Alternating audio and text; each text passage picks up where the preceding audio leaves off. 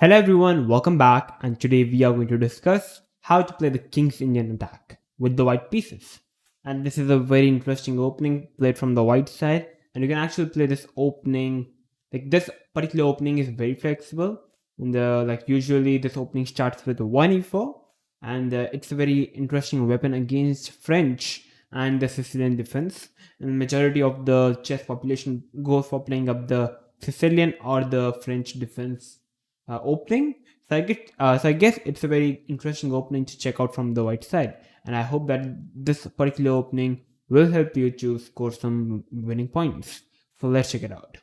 So, so the game we are going to analyze today is the Alexander Morozovich versus Arthur Kogan.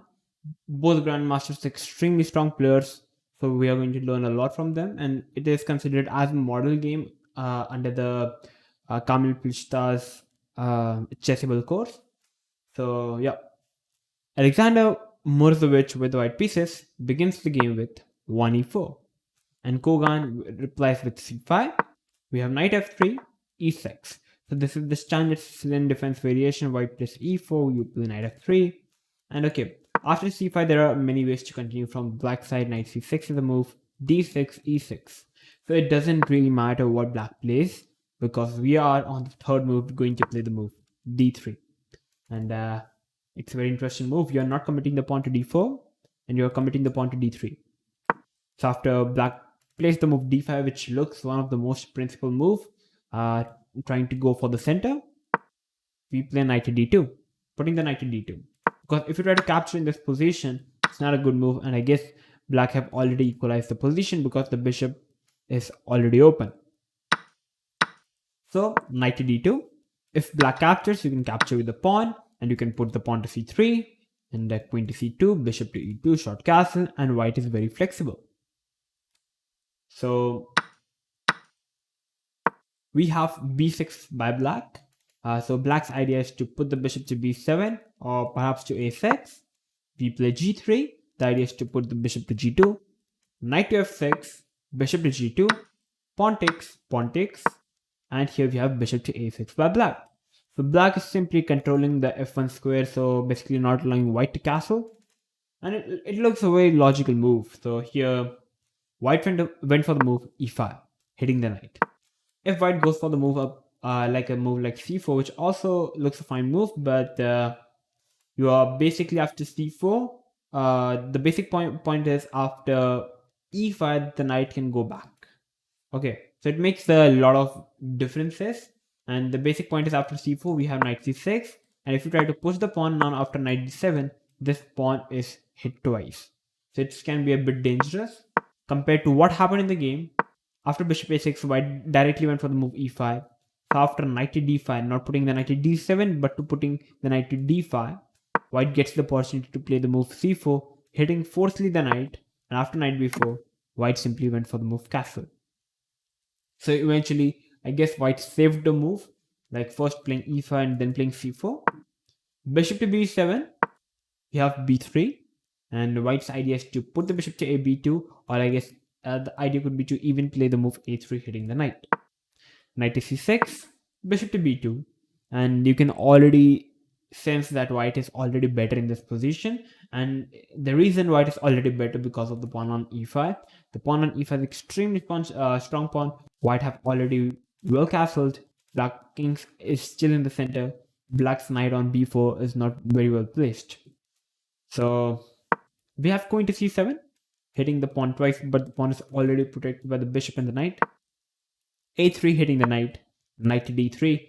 And here's my question. Like after knight d3, the bishop is simply attacked. So if you are in the white shoes, if you are in the Alexander Morozovich shoes, what are you going to play in this position from the white side? It's the reason I'm trying to stop you in this position is because it is a very basic rule, a basic fundamental rule, and it's going to be very interesting to understand your chess fundamentals. Okay, so all those who have came up with the move, bishop to c3, a very natural move in this position, a very strong move, I would say. Simply not giving up the light square bishop for the knight. Many players in this position, I guess, would have opted for the move queen c2, simply hitting the knight. But guys, after here, knight into b2, queen into b2. First of all, white have already lost his bishop pair, and black is having the bishop pair, so it's not a good idea. And second, the knight on d3 is not very well placed. You are basically giving up a strong bishop for the knight. It is always said that the bishop pairs are always healthy, so you need to try to preserve them.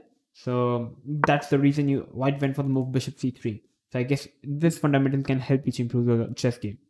So bishop c3, simply not allowing black to capture the bishop.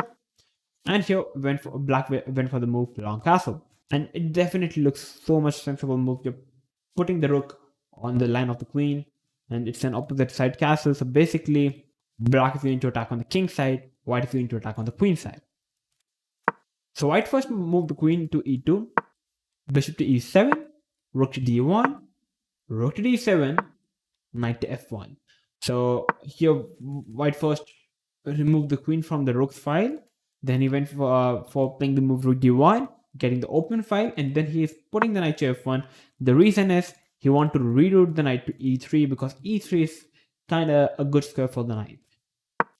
Rook to d8, and so basically after rook d8, I would say black's development have been successfully completed. Black have successfully able to get all his pieces into the game, but I guess the knight on d3 is not as basically the knight on d3 is not as comfortable as it should be. So after rook d8, we have the move rook d2.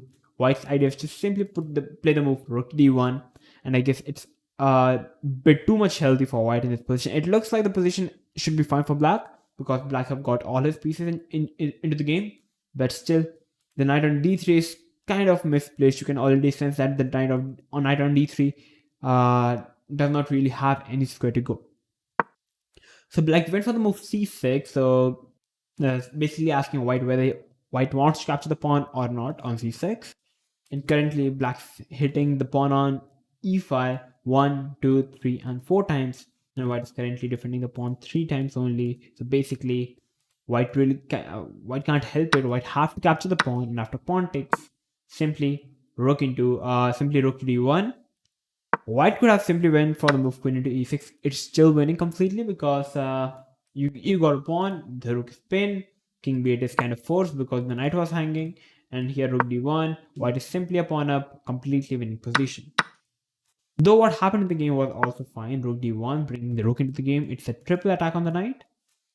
So you can already sense that black is already bad because the e6 because the pawn structure is extremely terrible for black. Knight to e5, knight have to move because you can't play anything else because the knight is simply hanging. So knight to e5, and here we have knight into e5, pawn into e5. If knight into e5 doesn't change anything different, because after everything I would trade, in the end the e5 pawn is going to hang. So what happened in the game is black decided to capture the knight with the f pawn, rook into. We have the rook trade, bishop into pawn, knight into. If queen takes, you can still trade off the queens. Then you can simply capture the knight, give a check, and you can win the queen. And that's the reason knight takes was played in the game. Here we have simply bishop trade, knight takes c4. Because if you try to capture the bishop, I'm going to capture the knight. And queen knight versus bishop queen is always good for white. Is always good for queen knight because the queen and the knight can coordinate much better compared to the queen and the bishop. I guess I should make a video on the endgame, like queen knight versus queen bishop. I'm going to come up with that video because it's going to be very helpful for you guys. So yeah. So after bishop into b7, black decided to get a pawn at least. After knight into c4, pawn into, queen into. So if I count the material in this position, material-wise the position is equal, but in the positional-wise, as I told you guys that queen knight versus queen bishop, queen knight is always preferable.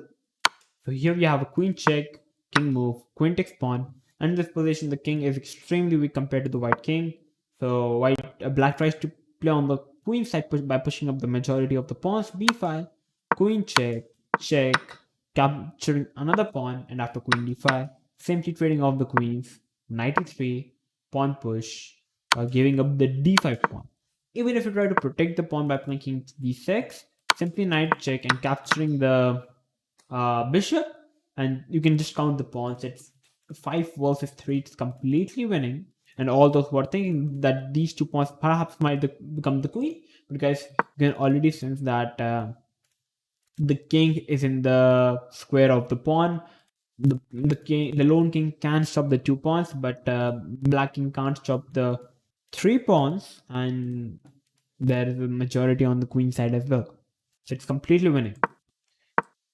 So and even if you try to push the pawn, I can simply give a check and capture the bishop, and you can't still push the pawn because I'm still inside the box, so I can stop it. And if you try to capture the knight, I can still bring the king, and as I said, you can just push up the pawns on the queen and the king side, and it's completely winning. So what happened in the game is c4, and after takes, and on the move number 35, knight into e7, black already decided to resign the game, and we have the winner, Alexander Morozovich. I would say a very well played game by Alexander Morozovich. I can just, if I talk about giving a quick overview, we have this standard kingside attack setup where white plays the g3, bishop g2, and here black decides to capture the pawn, bishop a6, trying to control here, pawn push, and here. And basically, if black goes for playing knight to d7 in this position, it's completely bad. It's completely losing position for black because of knight h4, and the rook is simply hanging, and white is already winning. That's the reason black have to put the knight to d5, and after c4, short castle. Basically, black wasted too many moves on the knight, and eventually white got this. Eventually, in the end, the knight on d3 was the main problem of black, which caused black to basically have this weak king. And eventually we have this queen knight versus queen bishop, which is where the queen knight is always preferable. So in the end, we have everything white can, and white won the game. So white followed the basic principles of chess, and very fundamentally an instructive game played by Alexander Morozovich to beat Arthur Kogan. So I hope that you guys must have liked this video. If you did, then make sure to like the video, subscribe to our channel if you're new to our channel, and make sure to share this video with everyone. I hope that after watching this video, you can try out by playing up the move King's Indian Attack, or else you can check out some other videos of how to play the King's Indian Attack. I'm definitely going to make a video on how to play the King's Indian Attack from scratch. So till then, stay tuned and keep watching Oneshot Chess.